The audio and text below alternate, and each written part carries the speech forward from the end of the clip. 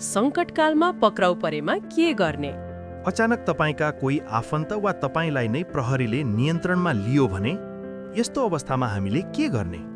नेपालको संविधानको धारा 20 ले प्रत्येक नागरिकलाई न्याय सम्बन्धी हक दिएको छ। साथै सङ्कटकालमा पनि यो हक सुरक्षित हुन्छ।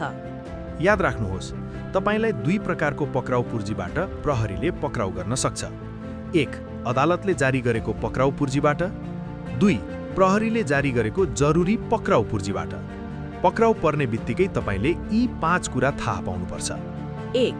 प्रहरीले तपाईलाई किन पक्राउ गर्न लागिएको हो त्यसको लिखित सूचना पक्राउ पूर्जी दिएपछि मात्र पक्राउ गर्न पाउँछ। 2. तपाईसँग मौन बस्ने अधिकार हुन्छ। 3. आफूले रोजेको वकिलसँग सल्लाह र वकिल राख्ने अधिकार हुन्छ। 4. तपाईलाई कहाँ राखिएको छ भन्ने जानकारी परिवारलाई दिनुपर्छ। 5. पक्राउ परेको 24 घण्टाभित्र तपाईलाई न्यायाधीशको अगाडि पेश गर्नुपर्छ।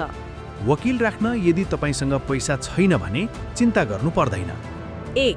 आर्थिक अभाव भएका व्यक्तिका लागि अदालतले नै वकिलको व्यवस्था गरिदिन्छ। यसका लागि अदालतको न्यायिक समितिमा निवेदन दिन सकिन्छ। 2. नेपाल बार एसोसिएसनले स्वयंसेवक वकिलहरूले सूचीकृत गरेका निशुल्क परामर्श र बहस गरी प्रो बोनो उपलब्ध पनि गराउँछ। 3.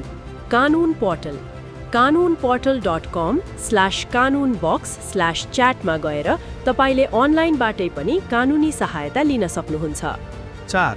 राष्ट्रिय मानवाधिकार आयोग वा विभिन्न गैर सरकारी संस्थाहरूले पनि कानुनी सहायता प्रदान गर्छन्।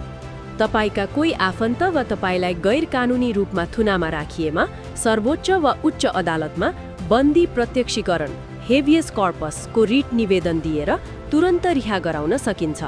कानुन सबैका लागि बराबर छ। यस विषयमा थप जानकारी लिन चाहनुहुन्छ भने निम्न नम्बरहरूमा सम्पर्क गर्न सक्नुहुन्छ।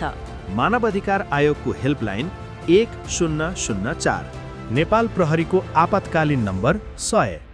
अनलाइन कानुनी सहायता kanunportal.com, स्थानीय जिल्ला अदालतको निशुल्क कानुनी सहायता समिति। आफ्नो अधिकार चिन्नुहोस् र अरूलाई पनि सिकाउनुहोस्। यो भिडियो उपयोगी लागेमा शेयर गर्नुहोला। धन्यवाद।